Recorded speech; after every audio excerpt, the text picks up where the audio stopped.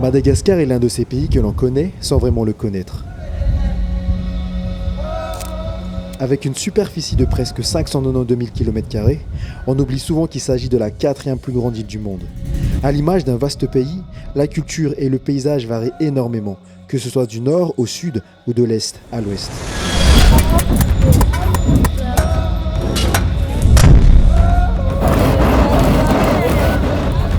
J'y ai vécu pendant les 15 premières années de ma vie et pendant tout ce temps, je n'ai jamais eu l'occasion d'aller plus bas que Fianarantsoa dans le sud.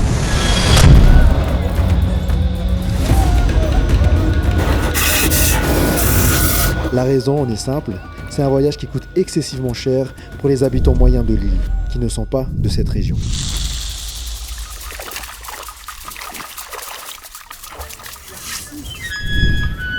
En 2023, j'ai eu l'opportunité de m'y rendre et aujourd'hui, je partage cette expérience avec vous. Que ce soit les paysages, l'artisanat ou le visage du peuple, c'est un voyage qui m'a coupé le souffle.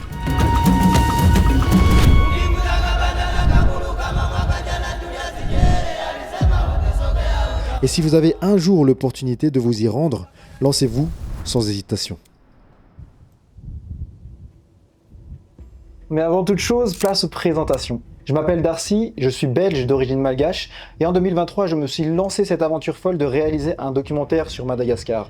Mais finalement, je vais en faire deux. La première à sortir sera celle-ci, un documentaire sur le sud de Madagascar. Alors initialement, le projet était de faire une petite vidéo de 3 minutes qui résume le road trip qu'on a fait vers le sud avec la famille et les amis.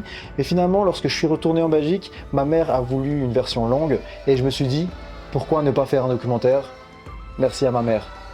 J'ai donc le plaisir de vous partager ce premier documentaire qui sort que j'ai intitulé Madagascar, la voix du Sud. Bon visionnage.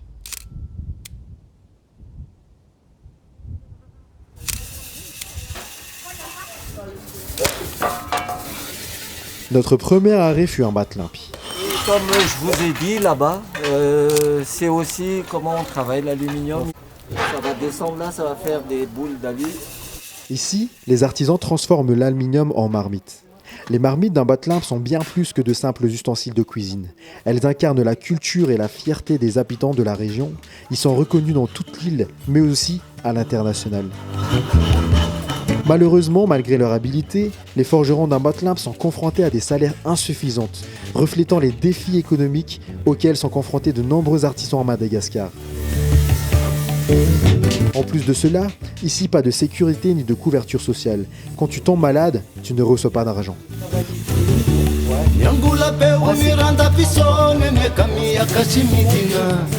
Leur condition de travail n'est pas non plus à envier. Ils n'ont aucune protection et en cas d'incident pourraient se brûler et perdre un de leurs membres à cause de l'aluminium en fusion. Ajoutez à cela l'air rempli de particules d'aluminium qui respirent à longueur de journée sans masque.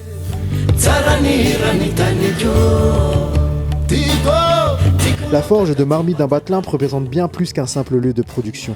Elles incarnent l'effort et le dévouement des artisans qui travaillent dans des conditions très difficiles pour façonner des ustensiles essentiels à la vie quotidienne, mais surtout pour nourrir leur foyer, quel qu'en soit le prix. Le meilleur mot pour définir ces artisans malgaches serait la résilience.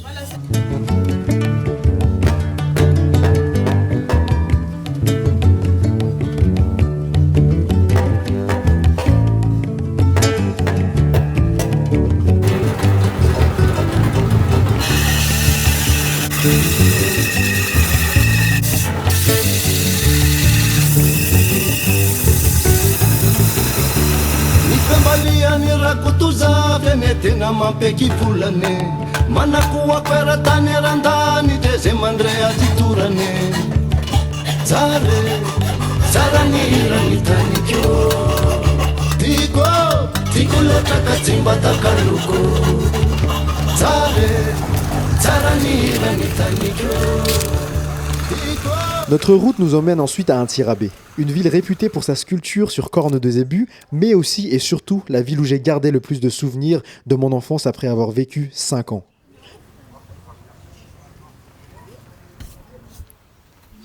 Mais aujourd'hui, je suis là pour contempler le travail des artisans locaux.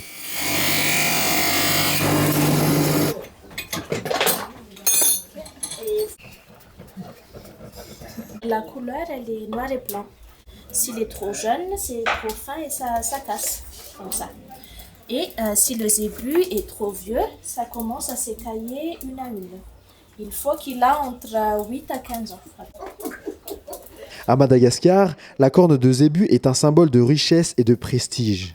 Les sculptures sur corne représentent souvent des objets quotidiens ou motifs traditionnels, des symboles culturels et des scènes de la vie qui reflètent la diversité et la beauté de la culture malgache. Pour cette démonstration, nous avons eu droit à la création d'une cuillère. Ces artisans sont les héritages d'un savoir-faire transmis de génération en génération qui a également eu la force de s'adapter au cours des années.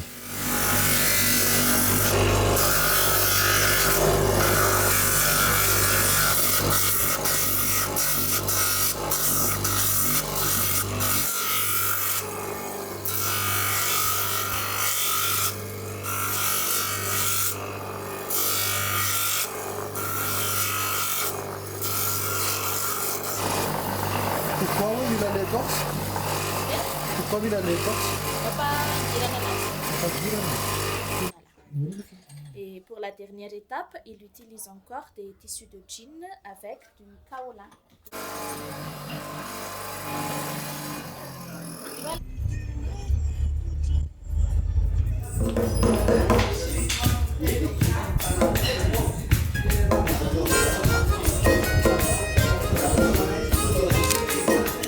En continuant notre descente dans le sud, nous sommes arrivés à Mbouch où nous avons été accueillis par des chanteurs Bethleo.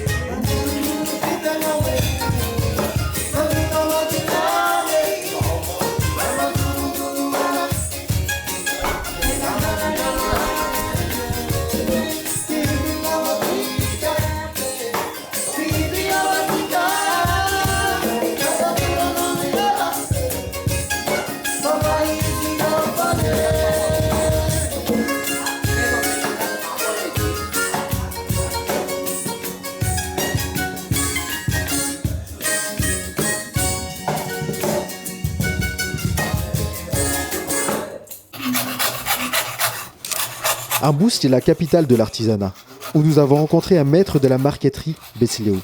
Son atelier est un véritable musée vivant où des morceaux de bois sont méticuleusement assemblés pour créer des œuvres d'art. Regardez, chaque couleur correspond à une plaque de différentes couleurs. Tout est terminé. Quand le tableau est terminé, il va être foncé comme lui, il fait là, monsieur Bollet. Ici encore, Malgré leur talent et leur dévouement, les artisans de la marqueterie sont souvent sous-payés et confrontés à des conditions de travail précaires. Même si leur savoir-faire et leur talent ne sont plus approuvés, c'est malheureusement le point commun de toutes nos rencontres jusqu'à présent. Voyez, tout a été découpé au dixième de millimètre près.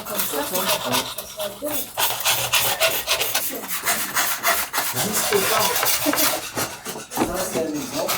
Il y a d'autres jaunes, par exemple. Il n'y a pas une coloration artificielle. Les écharpes, par exemple, il n'y a que le bleu qui est artificiel. La lame de scie glisse mieux. À chaque fois, ils mettent un peu de cire dessus. De bas.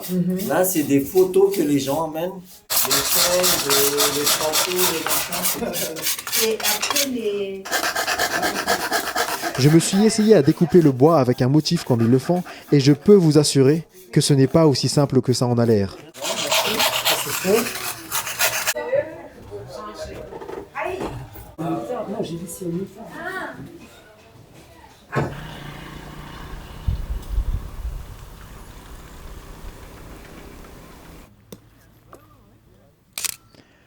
Après avoir quitté Ambouch, nous avons croisé des tailleurs de pierre au bord de la route.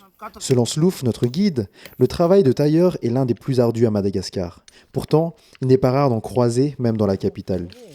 Les moyens manquent dans la majorité des familles, et ici, au lieu de les envoyer à l'école, les parents emmènent les enfants travailler avec eux. Tout au long du voyage, Slouf nous a encouragés à acheter des fournitures scolaires pour motiver ces jeunes enfants à aller à l'école.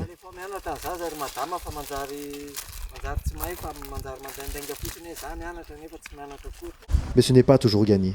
Et la réalité est que certains de ces fournitures seront revendus pour un peu d'argent afin de participer aux besoins de la famille.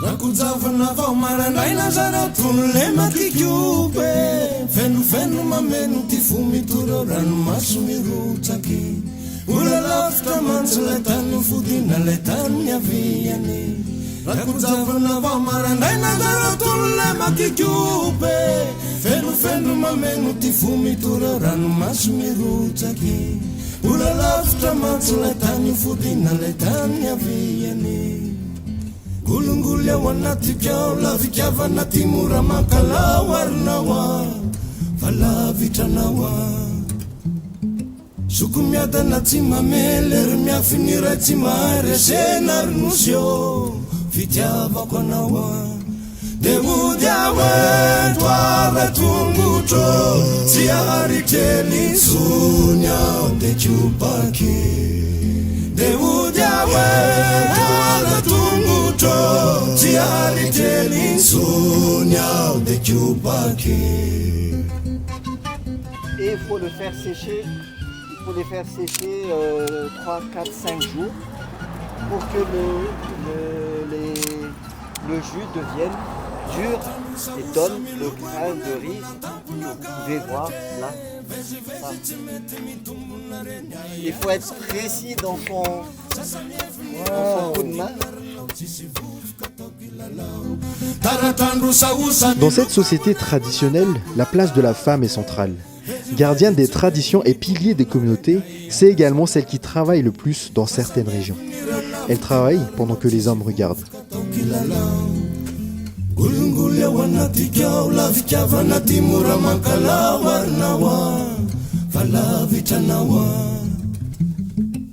Elles sont pourtant confrontées à des inégalités de genre persistantes, en plus des conditions de travail précaires.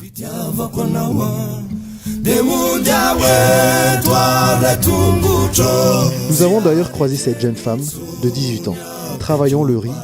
Malgré son jeune âge, elle travaille plus que les hommes et est déjà mère de 2 enfants.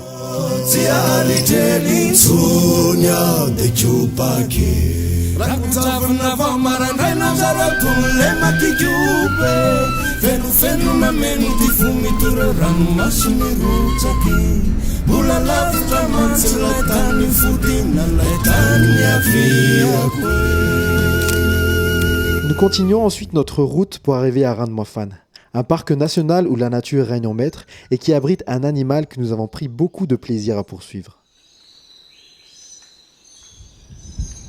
Le parc national de Ranomaphane, situé dans l'est de Madagascar, est un véritable merveille de biodiversité.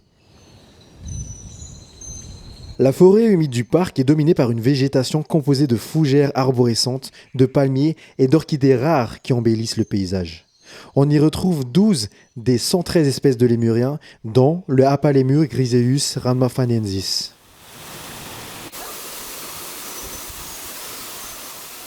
Cette forêt est aussi un refuge pour de nombreux oiseaux et reptiles endémiques. Sa biodiversité en fait un site crucial pour la conservation de la faune et de la flore malgache, attirant chercheurs et amoureux de la nature du monde entier.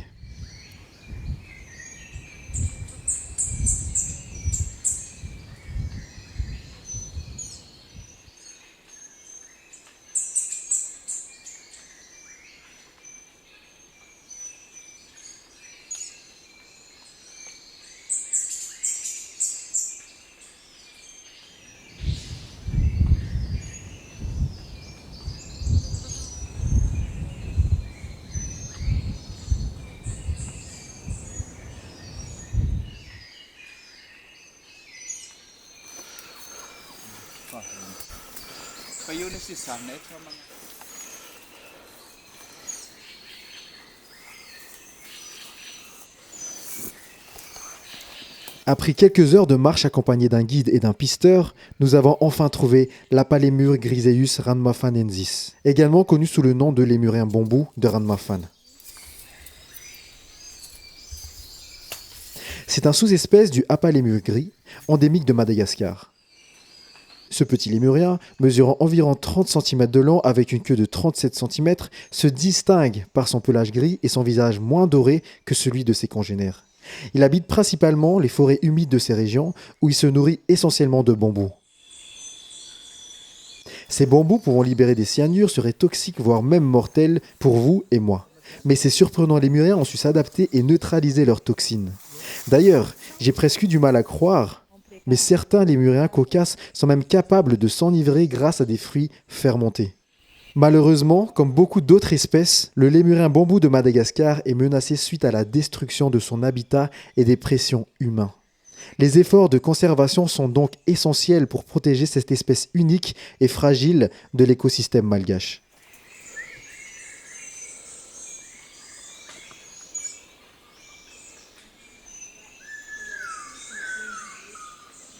En continuant notre track, nous avons aussi croisé la route d'un Propithecus edwardsi, également connu sous le nom de Sifak de Milne Edwards.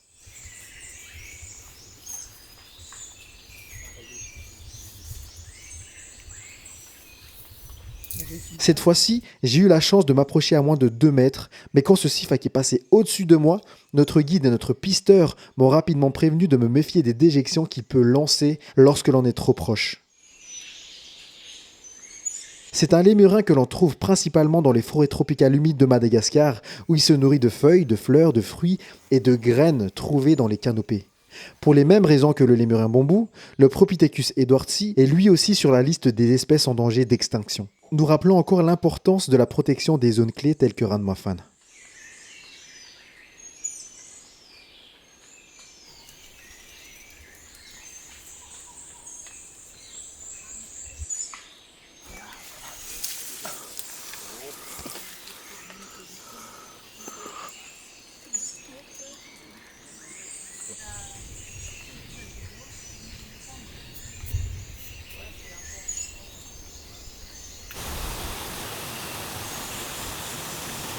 Pour finir cette aventure au parc Ranomaphane, nous avons profité d'une belle cascade à l'eau bien froide.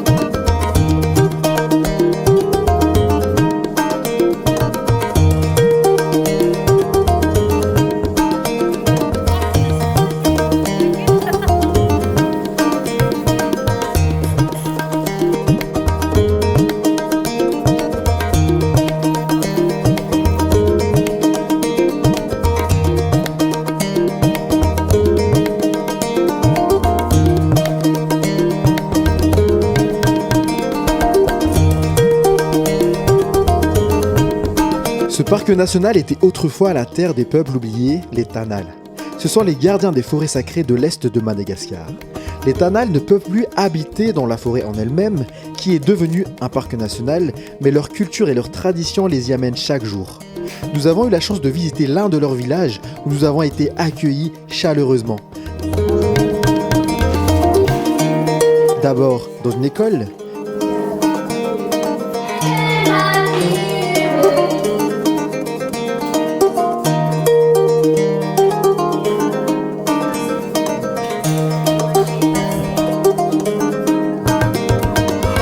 Par des enfants pleins de joie et d'énergie.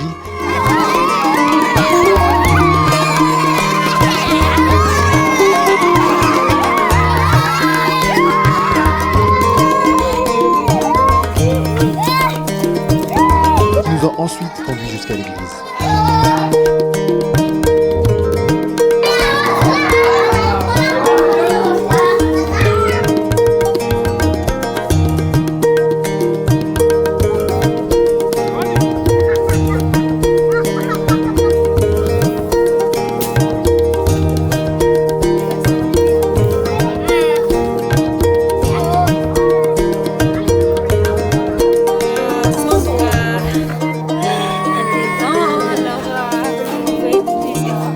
Une fois arrivés au village, une vieille dame nous a permis de rentrer dans sa hutte, faite de paille, où 9 personnes vivent dans un espace de 12 mètres carrés. C'est assez impressionnant mais très chaleureux.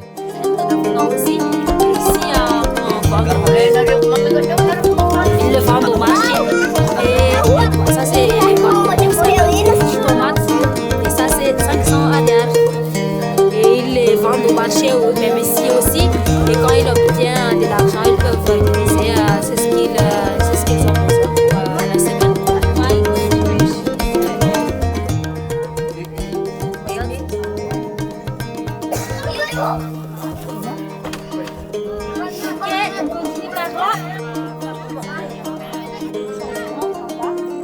Nous avons été ensuite invités à aller chez le roi, où tous les villageois nous ont invités à boire un rhum artisanal et à échanger sur nos différentes manières de vivre.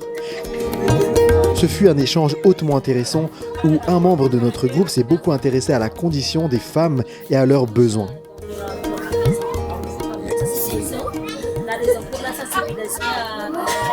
La majorité d'entre elles n'osaient pas s'exprimer, mais l'une d'entre elles fut la voix de toutes. J'ai été assez marqué par sa question sur le choix que peuvent avoir une femme de porter des enfants. Dans ce village où elles n'ont pas le choix et peuvent parfois en avoir jusqu'à 10. Elle nous a exprimé devant nous et devant les hommes qu'elles devaient avoir le choix d'avoir des enfants, mais aussi le nombre maximum et le rythme auquel les avoir. Elle nous a aussi parlé des relations de couple qui devraient commencer plus tard. Nous avons été choqués d'entendre que beaucoup d'entre elles tombaient enceintes dès l'âge de 14 ans. J'espère que la voix de cette femme, qui s'est courageusement exprimée devant les hommes, sera entendue afin d'apporter un changement dans cette communauté. Suite à cet échange, le porte-parole du roi, le seul à parler français dans le village, nous a invités à assister à une danse dans la cour. Je vous souhaite bon voyage et bienvenue à votre famille.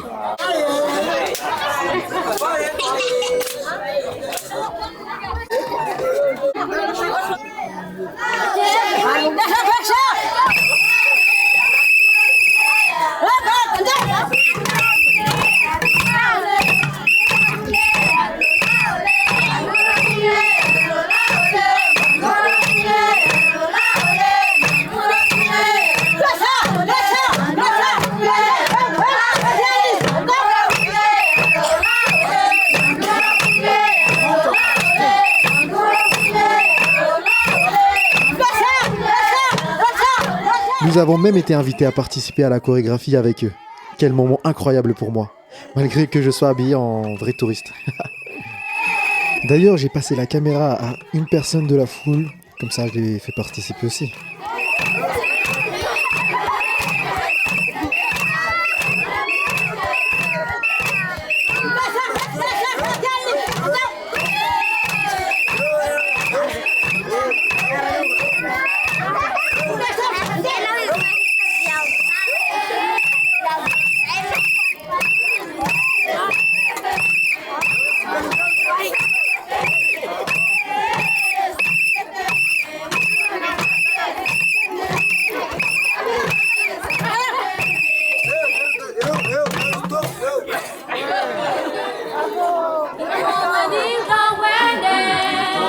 de ce village fut extraordinaire, mais aussi bouleversante pour certains d'entre nous.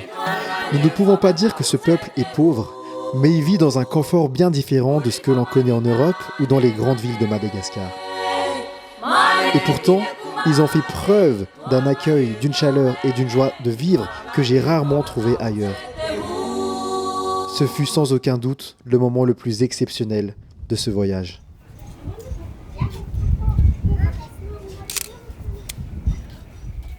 Après Ranmanfan et le peuple Tanal, nous nous sommes arrêtés dans un petit village avec une forge de pelle malgache.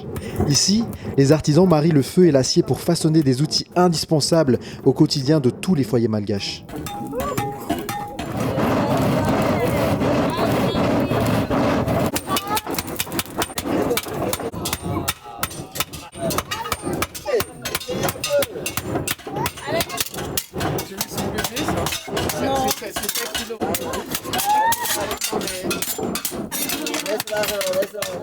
Tu peux rendre à la dame.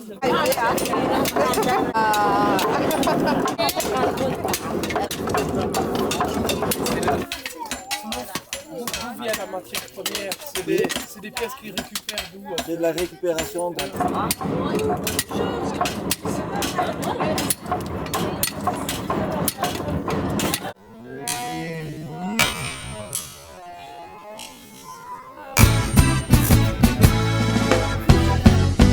À proximité de cette forge, des agriculteurs cultivent le riz.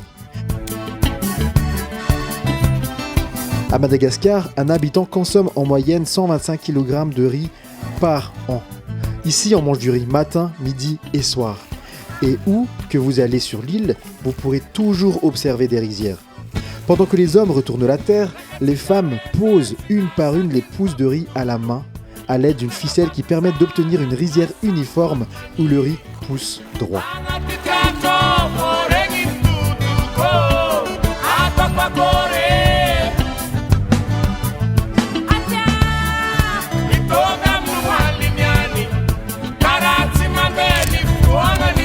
En poursuivant notre descente, nous avons croisé des artisans qui fabriquent les briques qui constituent presque toutes les maisons des hauts plateaux.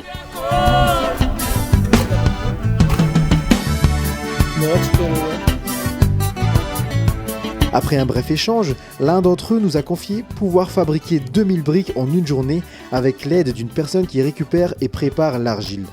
Les rizières, il y a toujours de...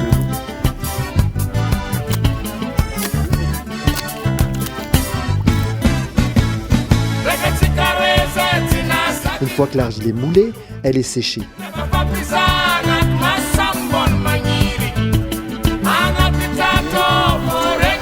Ici, ce sont les jeunes filles qui transforment le brick. Qui sont ensuite placées dans des fours spéciales.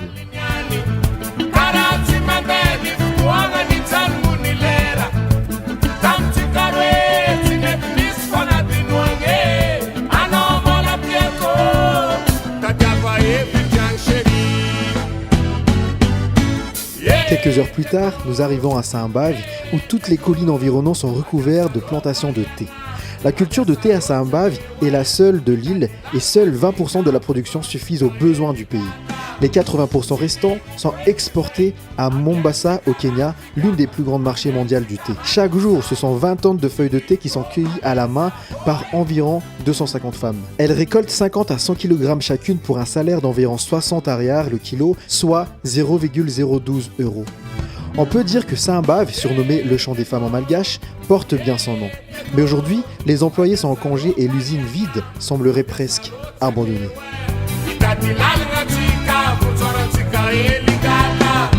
Nous terminons cette longue journée en profitant du lac et des paysages de Saint-Bave.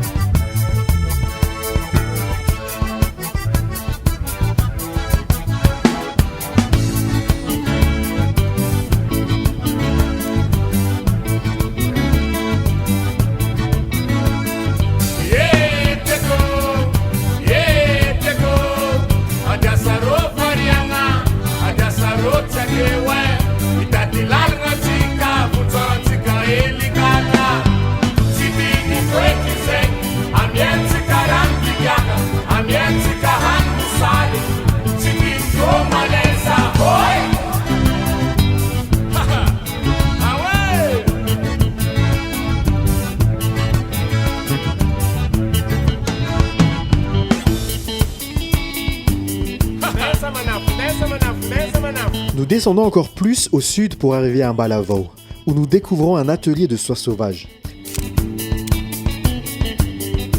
Ces soies sont issues de chenilles cueillies sur les arbres dans la nature environnante.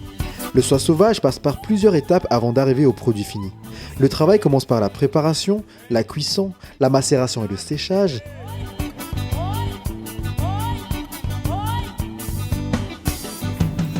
La filature, le bobinage.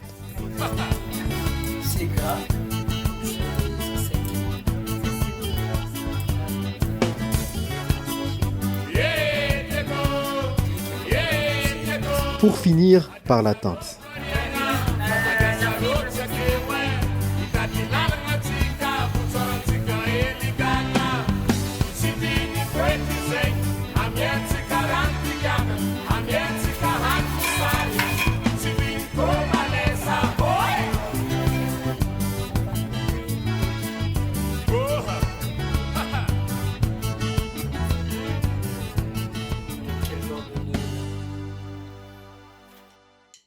Plus loin à Mbalavao, nous découvrons également la fabrique du papier Intemur ou papyrus malgache.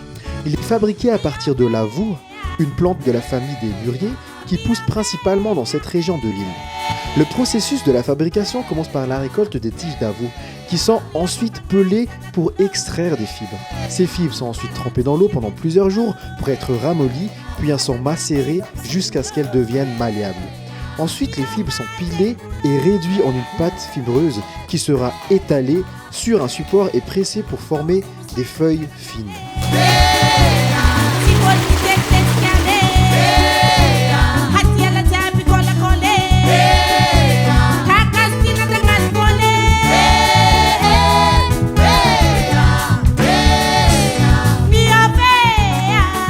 Les feuilles ainsi formées sont séchées au soleil.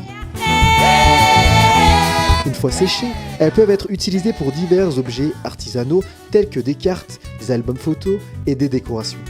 Ce processus artisanal donne au papier Intemur son caractère unique et précieux, représentatif de l'artisanat malgache. Notre prochaine escale est Tsaranour, où nous nous sommes lancé le défi de gravir un pic à plus de 1500 mètres d'altitude, le pic Caméléon.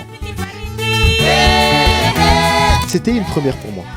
Et même si l'ascension ne fut pas simple, la vue splendide du sommet nous fera oublier la difficulté du périple.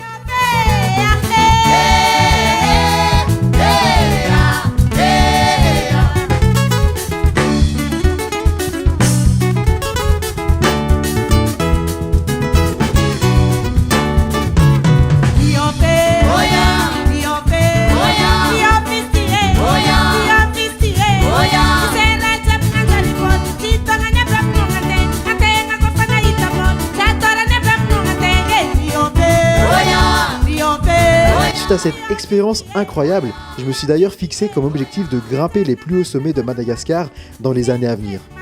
À suivre.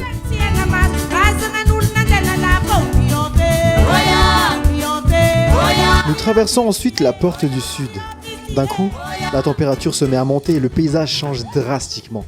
À partir d'ici, le peuple ne mendie plus de la nourriture, ni de l'argent, mais de l'eau.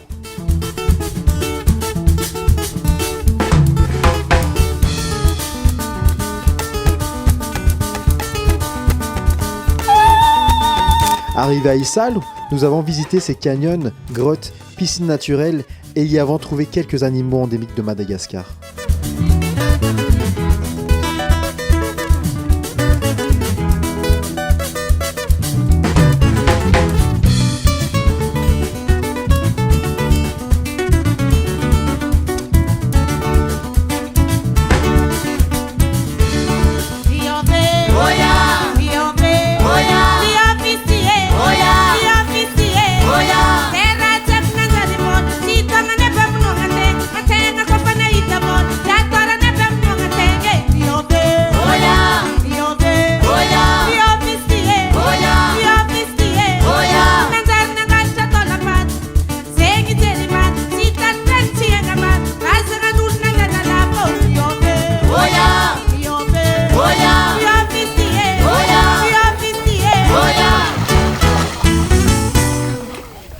Notre périple nous a également conduit à Ilakak, ville des mines de saphir, où la promesse de richesse côtoie la dure réalité du travail et de vie. La quête du précieux saphir est semée d'embûches, révélant la réalité cruelle du commerce des pierres précieuses. Les mineurs d'Ilakak, souvent des migrants venus des régions rurales, sont confrontés à des conditions de travail dangereuses, à l'exploitation et à la pauvreté. Madagascar est le producteur de 40% des saphirs que l'on retrouve dans le monde. Et même si les mineurs sont malgaches, le trafic du saphir est dominé par des étrangers. Ils sont principalement originaires de pays asiatiques et spécialisés dans la production et la taille de pierres précieuses. La Thaïlande, le Sri Lanka et l'Inde.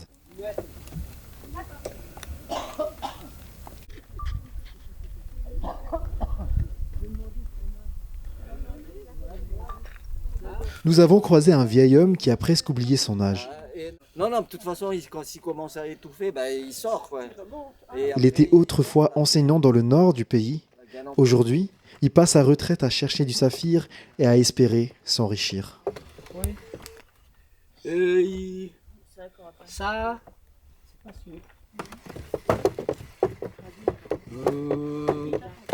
5 grammes, 3 grammes, 4 grammes. 5 grammes. Dans le fond, dans le trou, c'est qui? Oui. Dans le trou, c'est qui? Il va remonter là. Il va remonter. Surprise, oui. C'est pour l'aider. Ah, fitanier.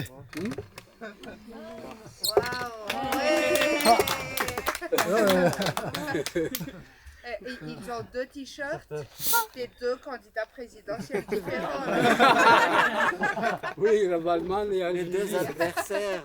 Et lui, il vient de Dego. Et comment vous vous êtes connus? Ici, on se connaît. Vous travaillez jusqu'à quelle heure là? Hein? Jusqu'à quelle heure vous allez travailler? Oh, ça ne dure pas parce qu'il fait très chaud.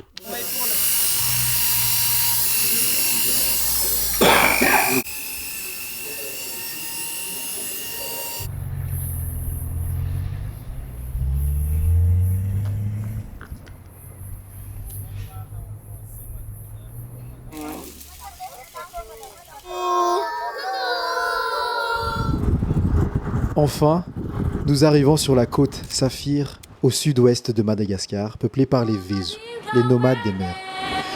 Nous y contemplons les reflets étincelants de l'océan, témoins de l'histoire tumultueuse et des richesses naturelles de Madagascar. Nous prendrons quelques jours de repos face à ces eaux scintillantes, cachant bien des mystères et qui me rappellent la fragilité et la beauté de notre monde.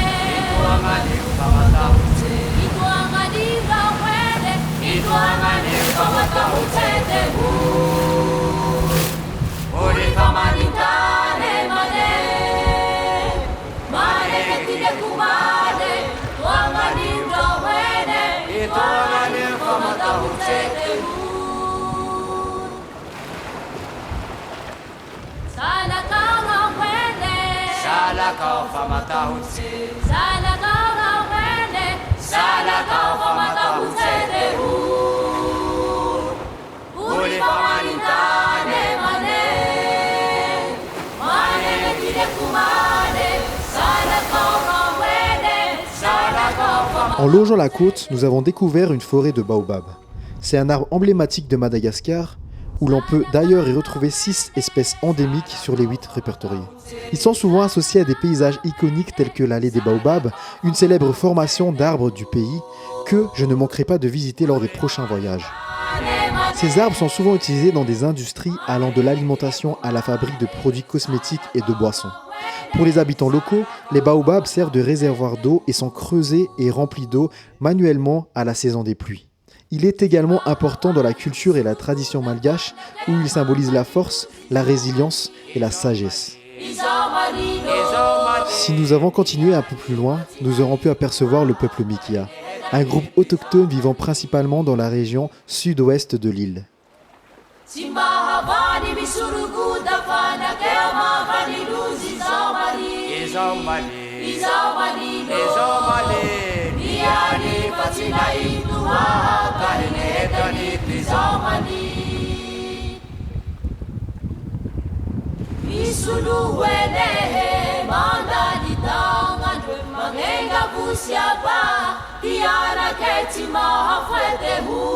Avant de m'être engagé dans cette aventure, je n'avais eu que des échos de la beauté et de la richesse de ce pays qui m'a vu naître et grandir. Cependant, durant ces 2 semaines, j'ai également été confronté aux dures réalités, souffrances et pauvreté de mon peuple. Là où certains constats m'ont profondément attristé, d'autres moments m'ont également rempli de joie et je ressors de cette aventure grandi et reconnaissant. À l'heure où j'écris ces lignes, mon désir pour vous est que vous puissiez vous aussi vous rendre sur cette île magnifique et à découvrir les merveilles qu'elle propose.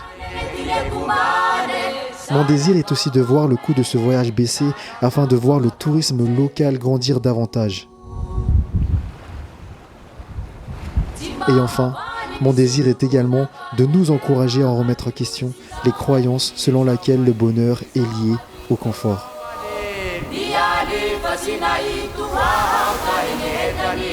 Madagascar est bien plus qu'une simple destination touristique. C'est un pays vibrant à la culture riche et aux habitants chaleureux.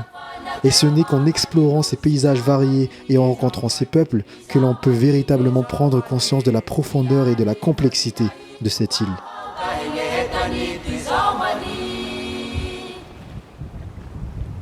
Finalement, ce voyage m'a rappelé que c'est dans les moments les plus simples et les plus authentiques que l'on trouve la véritable essence du bonheur.